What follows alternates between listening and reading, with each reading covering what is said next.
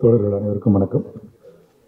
கலை இலக்கியம் யாவும் மக்களுக்கு அப்படிங்கிற அடிப்படையில் எனக்கு இந்த படத்தை பற்றி இப்படி ஒரு படம் நடக்குதுன்னு தெரியும், மற்றபடி விவரங்கள் தெரியாது. கார்த்தி தான் சொன்னாப்ல, சார் வந்துருங்க அப்படின்னு.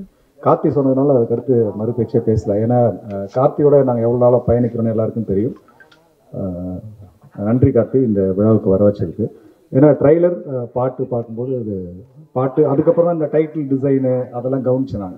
நீங்கள் பொதுவாக ஆண் கதாபாத்திரங்களை மையப்படுத்திய டைட்டில்ஸ்லாம் பார்த்தீங்கன்னா ரொம்ப கம்பீரமாக இருக்கும்.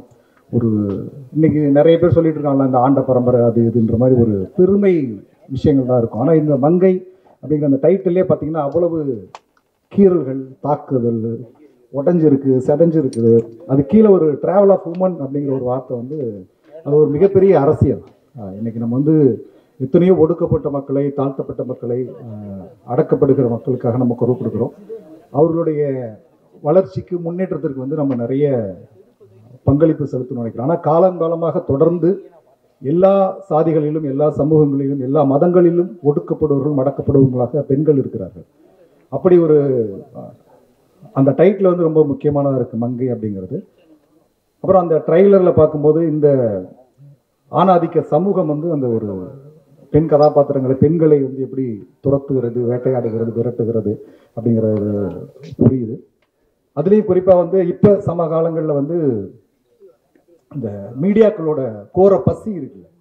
நீங்கள் சத்த வீட்டில் கூட அந்த மரண வீட்டு ஆட்கள் துக்கத்தை கூட அனுபவிக்க முடியாமல் உள்ளே புகுந்து அதை ஒரு நியூஸ் ஆக்கி மீடியாவில் பரபரப்பாக்குற அந்த வெறி பிடித்த வேட்டை தீனி இருக்குல்ல, அதுவும் இதில் இருக்குது. அது தெரியுது, அதோட தாக்கமும் தெரியுது. படம் வரும்போது இது ரொம்ப முக்கியமான பேசு பொருளாக இருக்கும்னு நினைக்கிறேன்.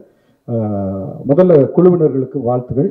இந்த நிகழ்வின் கதாநாயகன் இசையமைப்பாளருக்கும், அந்த இசைக்கலைஞர்களுக்கும், பின்னணி இசைக்கலைஞர்களுக்கும், தொழில்நுட்ப கலைஞர்களுக்கும் முதலில் வாழ்த்துகள்.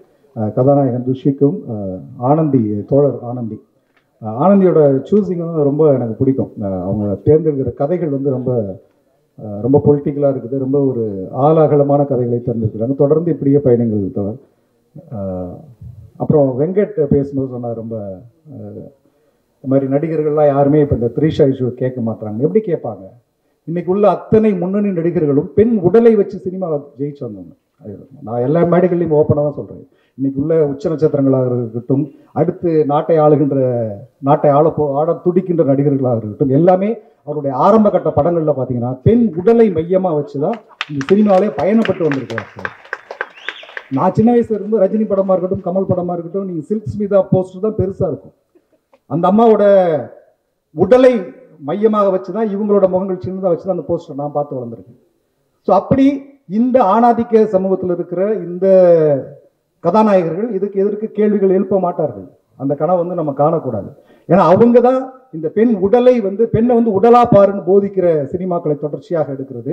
பெண்ணை இந்த சமூகங்களுக்கு உடலா மட்டுமே பாவிக்க வைக்கிற ஒரு போக்கை ஏற்படுத்துகிற நாயகர்கள் ஒருபோதும் பெண் விடுதலைக்காக பேச மாட்டார். அப்படி ஏதாவது பேசினார்கள் என்றால் அதற்கு பின்னால் ஒரு பெரிய சுயநலம் இருக்கும். அப்படிதான் நம்ம நினைச்சோம். அது யதார்த்தத்தை வெங்கட்டும் புரிஞ்சுக்கணும். தொடர்ச்சியாக நாம் பெண்களை உடலாக போதிக்காமல் பொறுப்பாக ஒரு சக மனிதராக போதிக்க வேண்டும். அதை இந்த படம் சொல்லிக் கொடுக்கும். அந்த வகையில் இந்த படம் முக்கியமான திரைப்படமாக இருக்கும். அனைவருக்கும் வாழ்த்துக்கள். நன்றி.